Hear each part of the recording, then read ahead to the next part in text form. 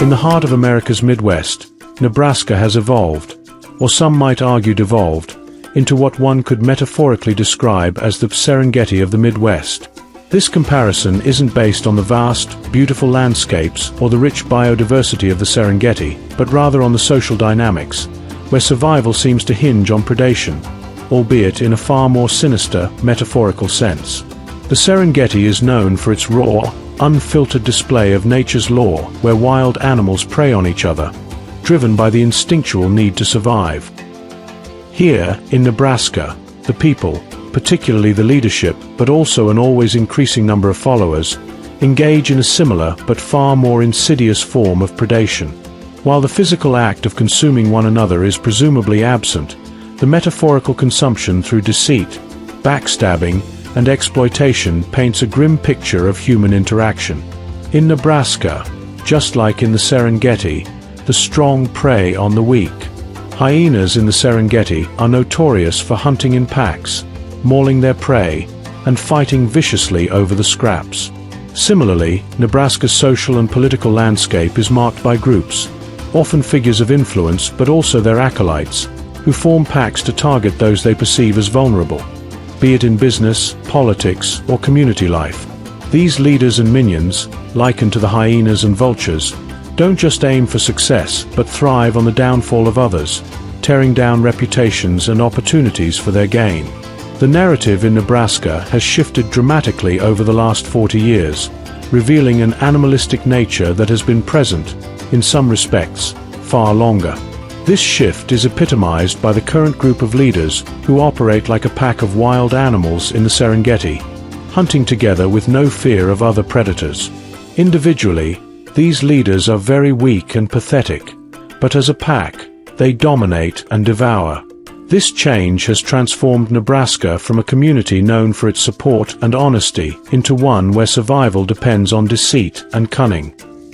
Here, integrity takes a backseat to thievery, where the emphasis on deception and backstabbing is not just practiced but celebrated as a pathway to advancement.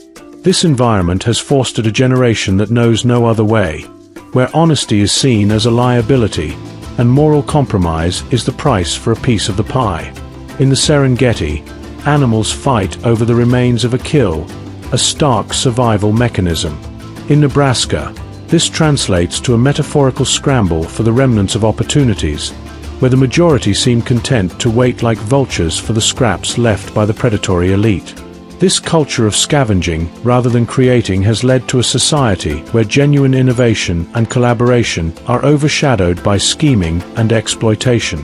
Leadership in Nebraska, much like the apex predators of the Serengeti, has significantly influenced this predatory culture. With a history of leaders who are perceived as liars and frauds, the state has seen a decline in trust and an increase in cynicism.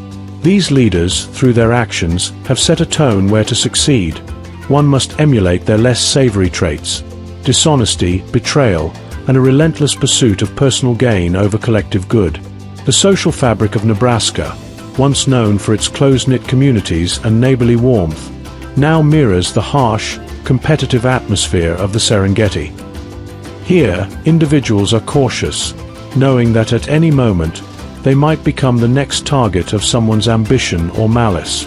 This environment has bred a populace of two-faced phonies, where genuine interactions are rare, and everyone is on guard, always ready for the next metaphorical attack. The question remains, can Nebraska reverse this trend? The Serengeti's ecosystem is dictated by nature's immutable laws, but Nebraska's human society has developed the capacity for social stratification. With each generation that grows up in this predatory environment, the challenge becomes steeper.